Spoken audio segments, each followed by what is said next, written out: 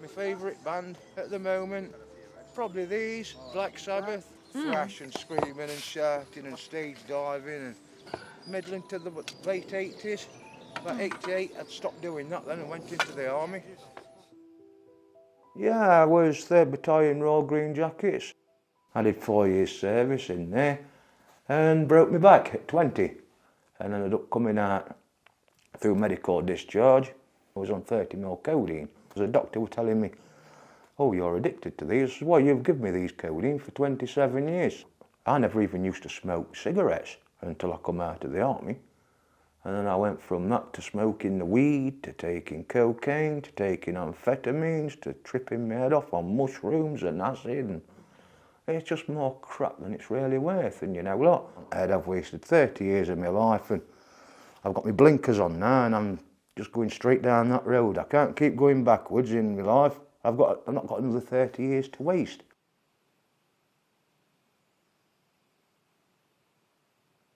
A lot of the people that we get through the programme, they've had no schooling, have been told they're not going to be up to much, they're not going to achieve much, they're excluded from school.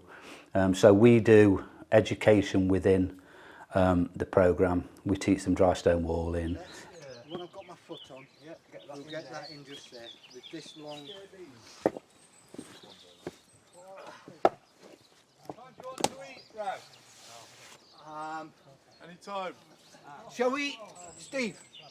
We'll get this foundation finished first. All right. As soon as we finish the foundation, we'll come and eat. 14 were earliest when I first got done, in trouble with law and that. But I was growing up on an estate, getting into the wrong crowd, smoking weed and drinking and just taking drugs and just being a nuisance, really. Just one thing will make you twig and then you do something stupid again. But this has actually stopped me from doing a lot of stupid shit. Now we're learning for level 2. And then after we've done as level 2s, we actually classed as professional wallers, and we'll be on a website where people can look for builders and find work out in Peak Districts and wherever.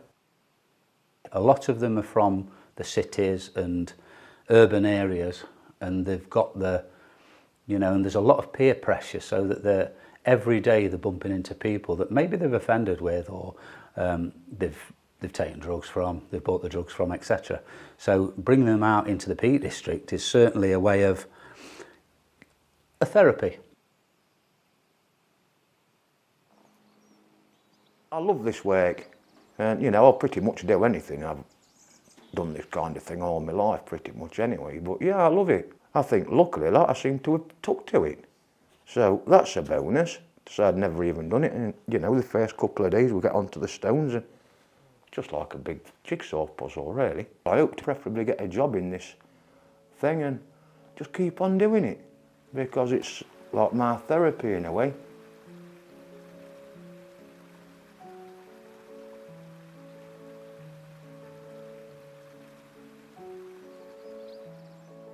I've had a few alcohol issues over the last 5 or 6 years or so. My ex-missus committed suicide with crack cocaine when I was on holiday, and I come home and she was dead on the kitchen floor, and that sent me a little bit loopy for about 5 years, to say the least.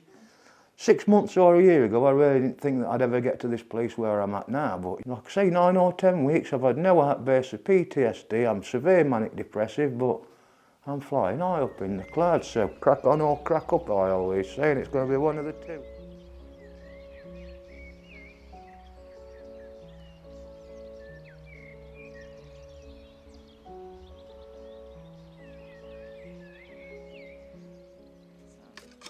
Right. Go on then, who's going to have a go at putting that in there? So this edge is along here. This is the edge, yeah? Watch your backs. And then we're going to move it, and then lift this string up. Right, okay. Yeah, that's fine. So long as I live at a place called Uthwaite. It's probably about 40 miles away from here. It's all gangland motivation, and everybody's all at one thing or another. You're better off out on it than what you ever are in it, so just leave them wait. And yeah, here you got all this beautiful countryside everywhere, you're just surrounded by it, away from all the idiots. And it's fantastic.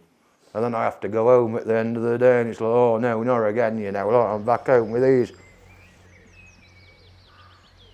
At the moment, I've got no money, I've not got no work, I've got nothing. I'm saving for a van and I think, well, it's one thing having it, it's another thing keeping it on the road and affording to run the thing. Wait till I've got a job and I've got a contract and I've got some wages coming in. I can reduce the drinking, I can stop the smoking, I've got more to put into my van then. And once I've got it, then I can get in the van, go to Portsmouth, go to the Lake District, come up here, do a little bit of wild camping or just pull up in the van somewhere. Yeah. If it's raining, I can sleep in the van, and if it's nice, I can get the tent out and go for a walk out into the sticks somewhere and set myself up, you know. Well, I've got my little stove and everything, I won't be doing no fires, I can eat, I can drink. Just get out there in the woods, just that little bit of an escape, isn't it, just for that couple of days. And then come back to the old concrete jungle and back to reality. But what's the other reality is, I can't afford it, it's just a pipe dream at the moment, so I'll just keep chipping away and I'll get there.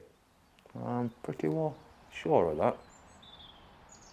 When David first came on, he was a bit quiet at first. He was obviously drinking a little bit.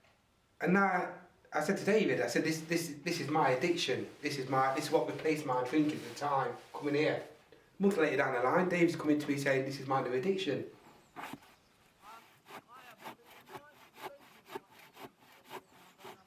Oh, you were a boxer? Boxing, yeah. Oh my God. I'm 37 years on the fighting circuit. Really? Yeah. Oh, damn. I'm just finished. Oh, from your nose? My nose, I ain't got no temple left anymore. I've had that kicked out my head with 13 travellers in Northampton. That's what the hole is in my head. Cricket bat. I've got an hole inside of my head. That was a cricket bat. That's a sledgehammer. And it knocked back at head weight and all. Yeah, Dave was a boxer. Boxer is that? Anything he could box, he boxed with 12 cans, that's it. Smell the booze? Oh, and then what? Drunken Dave, what? You can tell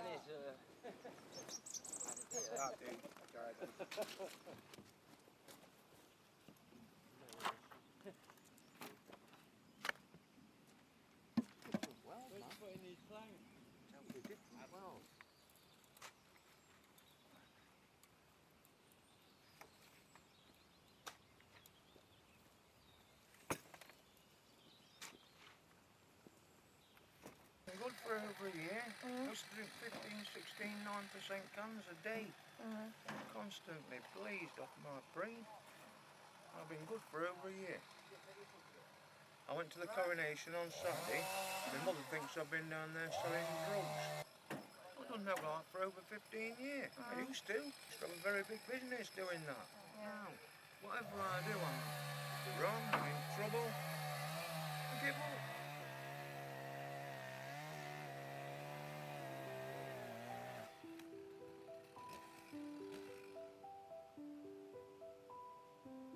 Makes me happy. I feel a lot better being with you people. I hate my life.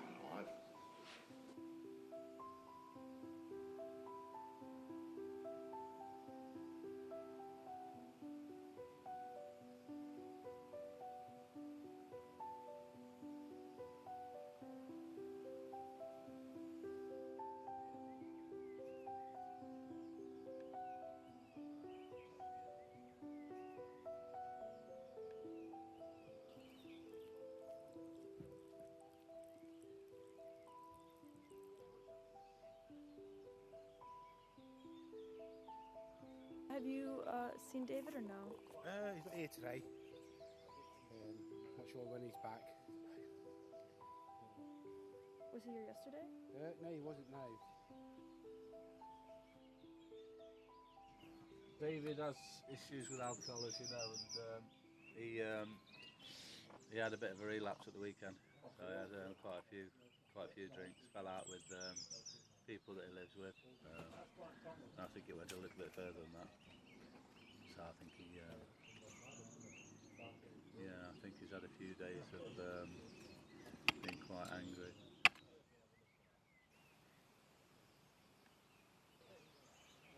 it's hard to say, isn't it? You never know. You think he's gonna be able to take his exam still, or no? I don't know. He's got a lot to learn. You know, we can do everything, we can facilitate everything, but in reality, sometimes it's a responsibility for him to, you know, we can only do so much.